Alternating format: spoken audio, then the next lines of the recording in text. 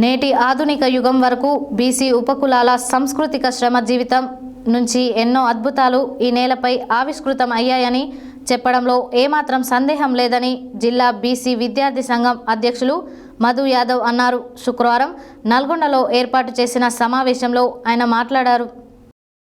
శుక్రవారం నల్గొండలో ఏర్పాటు చేసిన సమావేశంలో నల్గొండ జిల్లా బీసీ విద్యార్థి సంఘం అధ్యక్షులు మధు యాదవ్ మాట్లాడుతూ ఆగస్టు 7న జాతీయ ఓబీసీ మహాసభను విజయవంతం చేసి మానవ సమాజానికి నాటి నాగరిక యుగం నుంచి నేటి ఆధునిక యుగం వరకు బీసీ ఉత్పత్తి కులాల సాంస్కృతిక శ్రమ జీవితం నుంచి ఎన్నో అద్భుతాలు ఈ నేలపై ఆవిష్కృతమయ్యాయని చెప్పడంలో ఏమాత్రం సందేహం లేదన్నారు.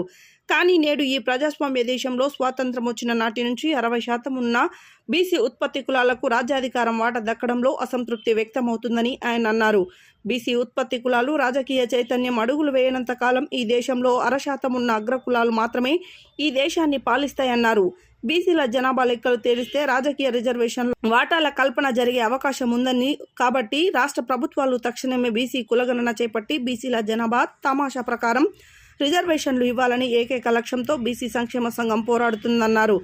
ఈ మహత్తర పోరాటానికి బీసీ కులాలు రాజకీయ చైతన్యంతో కేంద్ర రాష్ట్ర ప్రభుత్వాలపై ఒత్తిడి తెచ్చేందుకు ఆగస్టు 7 పంజాబ్లోని అమృత్సర్ పట్టణంలో అఖిల భారత జాతీయ ఓబీసీ 9వ మహాసభ నిర్వహిస్తున్నామని, ఈ మహాసభకు నల్గొండ ఉమ్మడి జిల్లా నుంచి బీసీ విద్యార్థి, బీసీ యువజన పెద్ద ఎత్తులో తరలివచ్చి ఈ సభను విజయవంతం చేయాలని యాదవ్ పిలుపునిచ్చారు.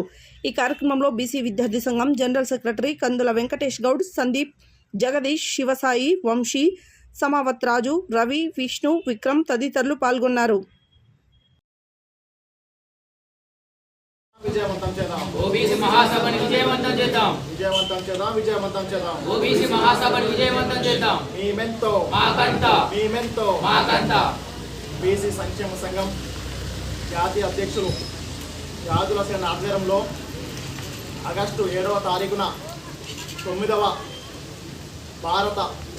అఖిల భారత జాతీయ ఓబీసీ మహాసభకు ప్రతి ఒక్క బీసీ నాయకుడు, కుల సంఘ నాయకులు, ప్రజాప్రతినిధులు, అతిరథ భారతులు ప్రతి ఒక్కరూ హాజరై ప్రతి ఒక్కరూ ఈ కార్యక్రమాన్ని విజయవంతం చేయాలని బీసీ విద్యార్థి పక్షాన కోరుతా ఉన్నాం.